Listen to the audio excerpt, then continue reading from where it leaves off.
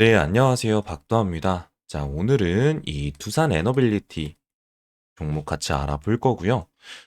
지금 최근에 이 두산 에너빌리티가 급락이 나온 이유와 더불어 가지고 최근에 이제 이 미국 원전주들까지도 싸그리 다 밀렸던 이유가 바로 뭐였다? 바로 요 이슈가 좀 있었죠. 미국 에너지부 웨스팅하우스와 레디언트 테스트 선정의 소형 원자로 주식 하락. 이제 그쵸? 이 소형 원자로 주식들이 막 하락을 했습니다. 그래서 이제 뭐 뉴스케일 파워라든지 뭐 아니면 오클로라든지 이런 굵직한 그런 이제 미국 원자로 그런 기업들 다 어떻게 됐어요? 지금 7%에서 한 8% 하락 나오고 뭐 이제 시간도 이제 좀 빠지고 그런 흐름을 좀 보여줬습니다. 그러면서 사실 이 두산 에너빌리티 같은 경우에도 주가가 최근에 좀 이제 올라오다 보니까 한번 개미 털기를 할 명분이 있어야 되는데 그런 개미 털기 할 명분을 어디서 가져왔냐? 여러분 미장에서 가져와 줬다라는 거. 그래서 미국 원전주도 막 급락이 나오다 보니까 이거를 가져와 가지고 지금 조금 이 조정을 좀 보여주고 있다라는 걸 여러분들이 보시면 될 것 같습니다. 그래서 뭐요? 이슈가 뭐 이제 미국 원전주들이 이제 빠진 이유라고 하는데 사실 제가 봤을 때는 이게 이제 이 미국 원전주들의 입장에서는 당장 내 기업이 이제 선정이 안 되고 다른 경쟁 업체가 선정이 되었기 때문에 이제 악재라고 좀 볼 수 있지만 그렇게 또 크게 악재라고 보기도 좀 애매하거든요. 결국 이제 왜냐면 결국 그 미국 에너지부가 이런 새로운 실험실 이 새로운 시설에서 이 첫 테스트를 지금 진행한다라는 거예요.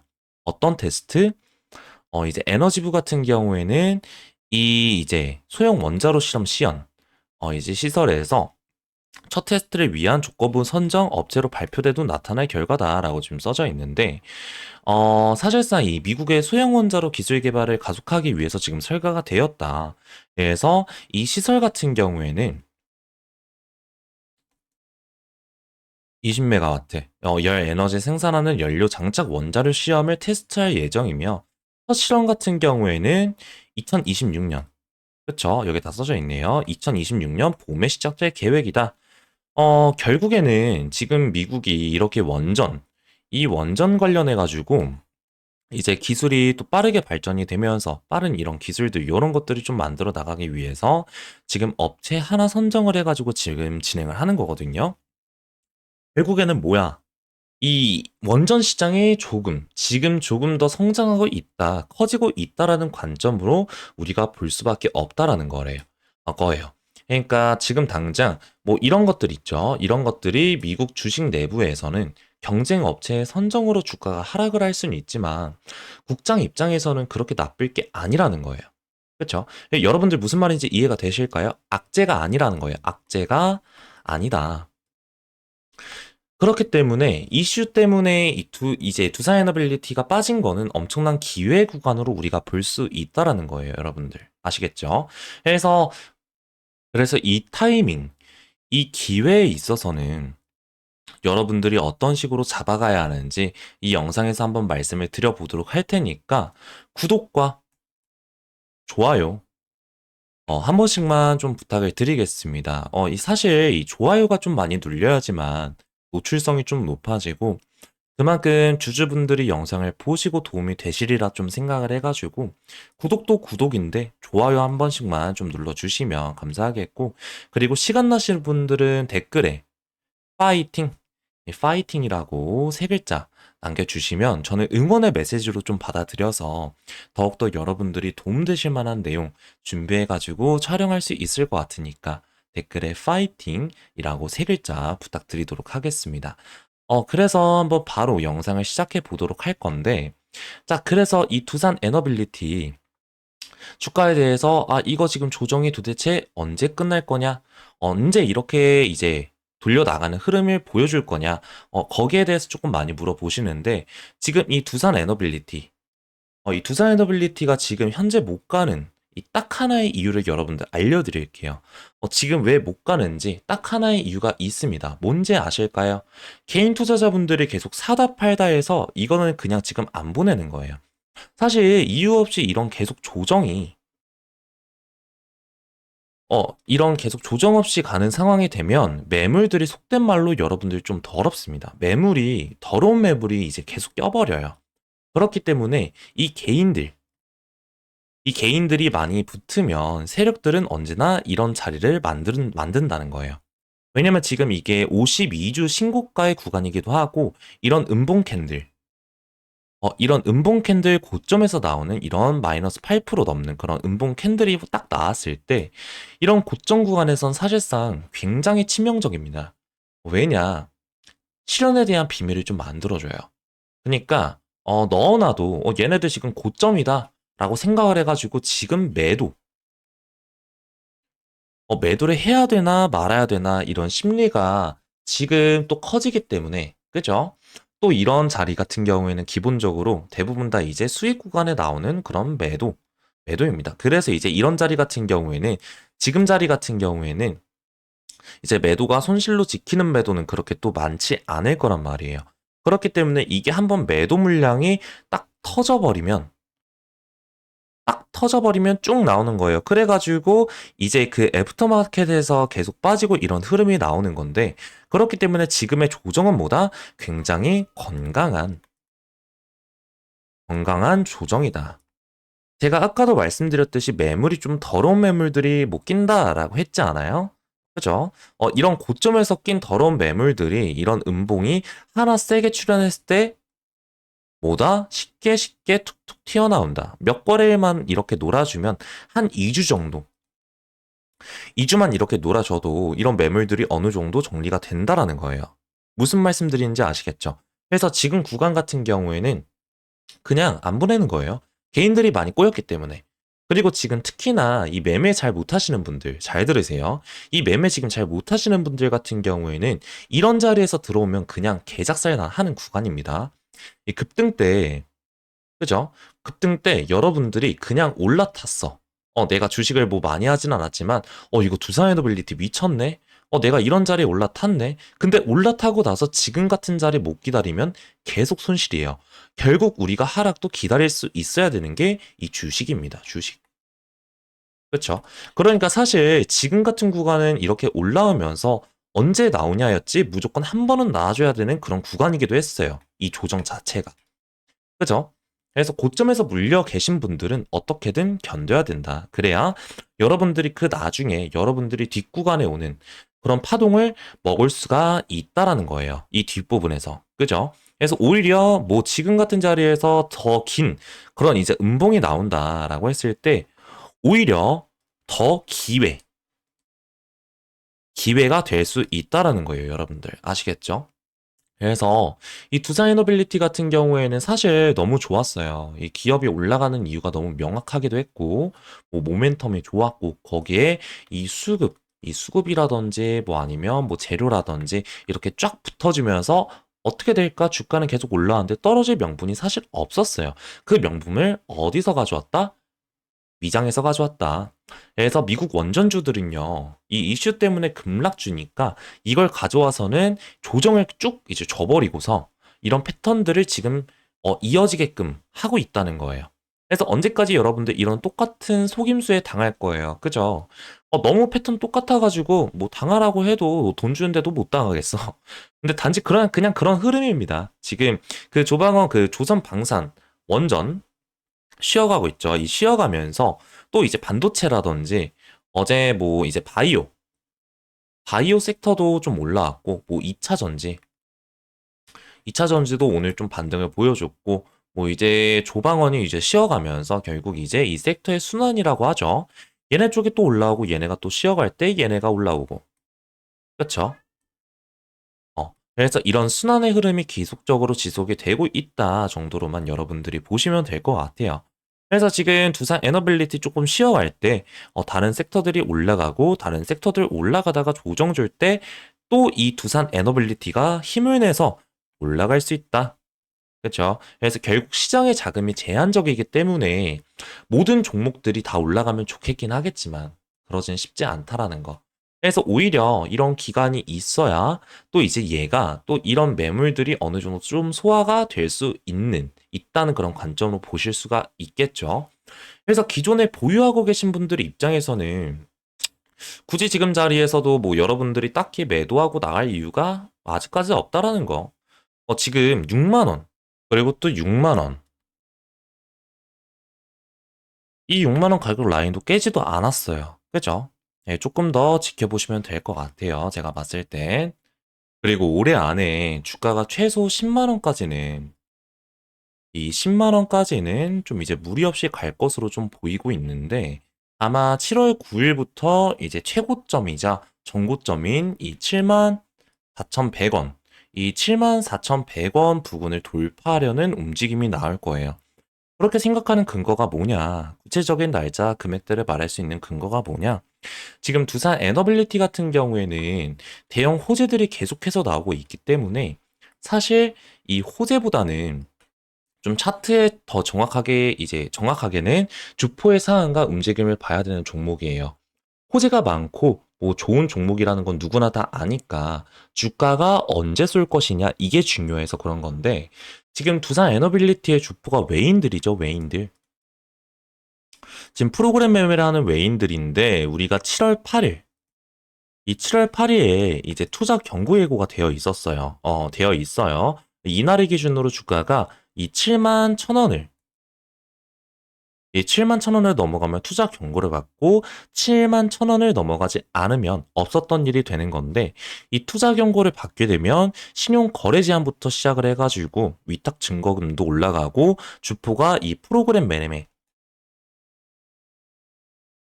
매매를 하는데 굉장히 제한이 많이 됩니다. 또 이제 개인 투자자들의 투자 심리 자체가 위축이 되기 때문에 이렇게 시총이 무거운 종목의 주가를 끌어올리기가 굉장히 어려워요.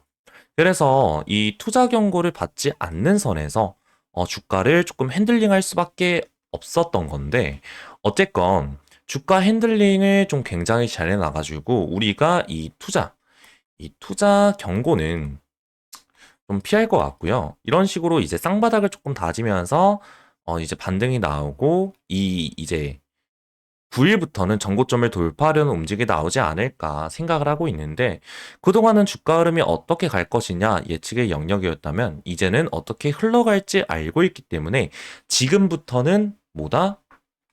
대응의 영역이에요. 대응의 영역. 그죠? 대응이 굉장히 중요하다고 말씀을 드리는 거고요.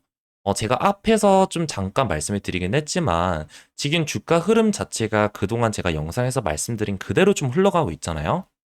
지금 사실상 첫 번째 단추를 잘 꼈기 때문에 두 번째, 세 번째 단추도 당연히 잘 이제 낄 수밖에 없다라고 이제 말씀을 드리고 싶고 그래서 영상에 끝까지 집중해서 시청을 하셔야 되고요.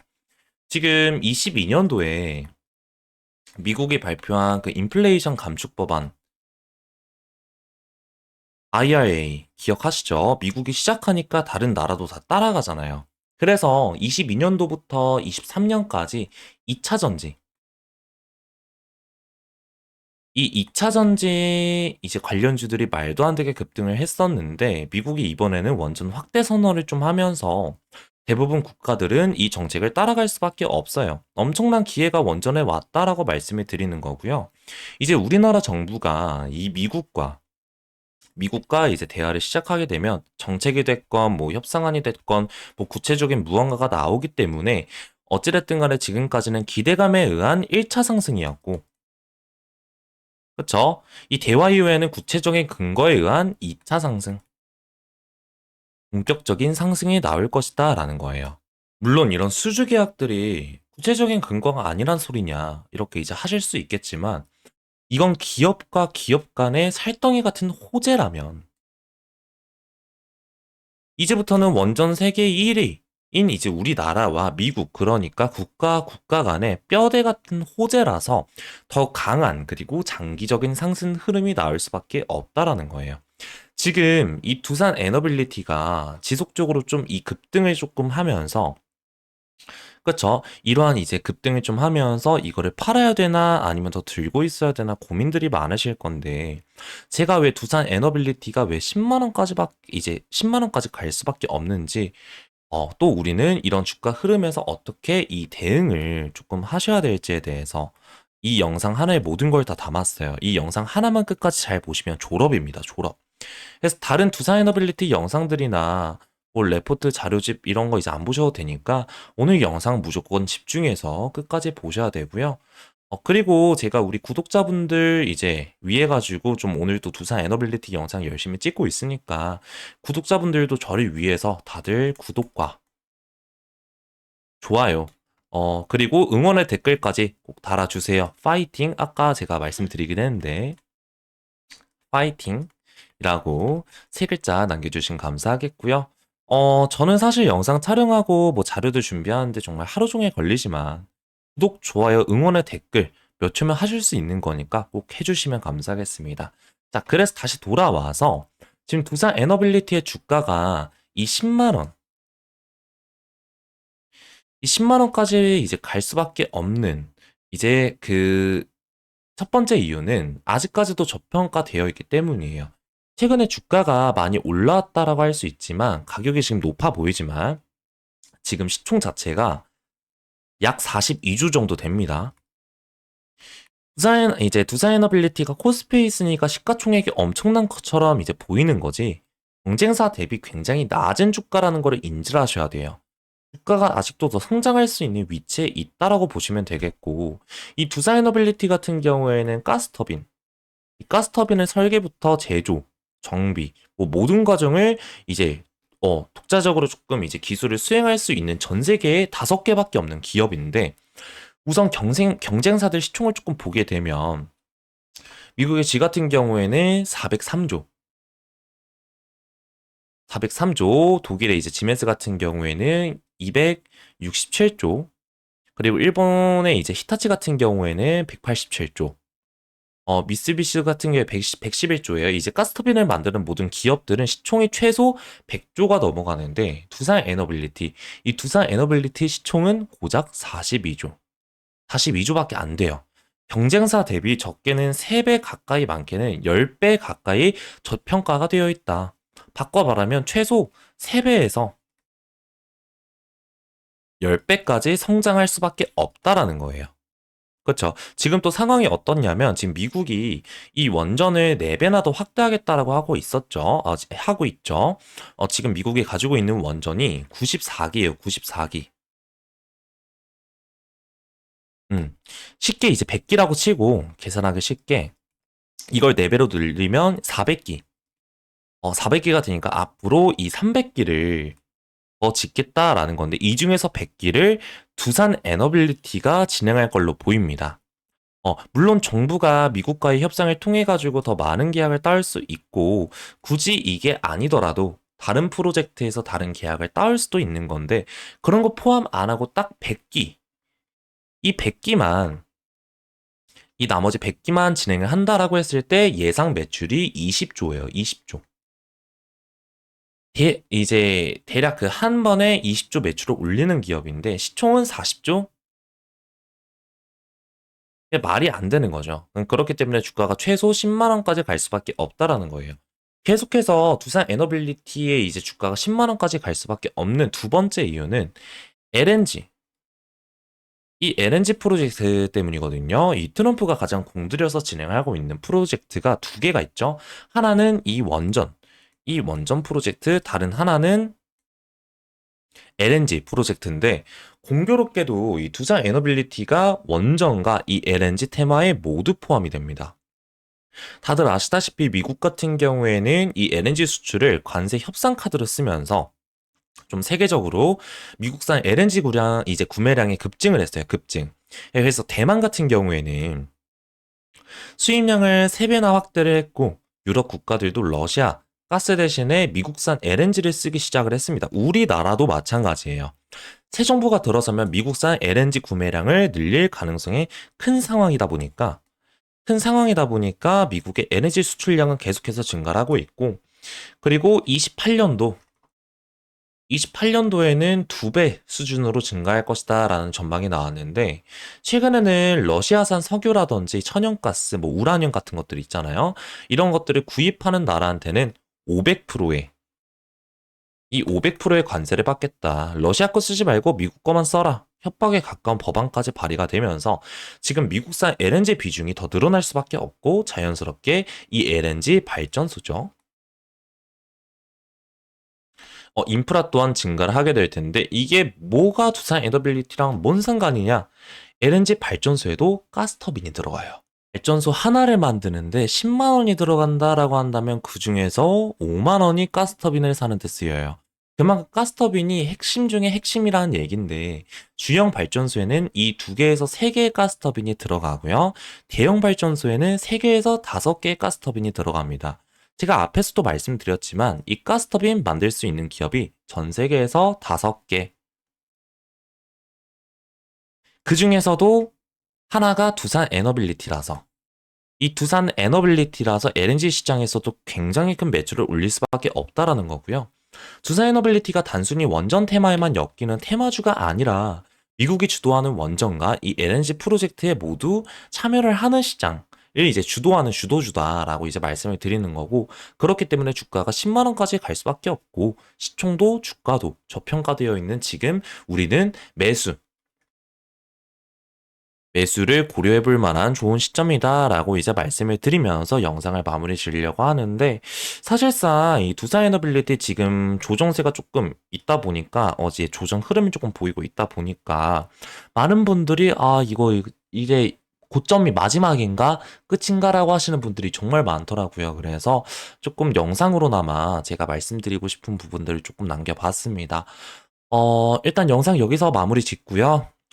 여러분들 이 영상이 조금 도움이 되셨다면, 아유, 잘못 썼네요. 구독과 구독과 좋아요 한 번씩 부탁드리면서 영상 마무리 지어보도록 하겠습니다. 지금까지 박도하였습니다. 감사합니다.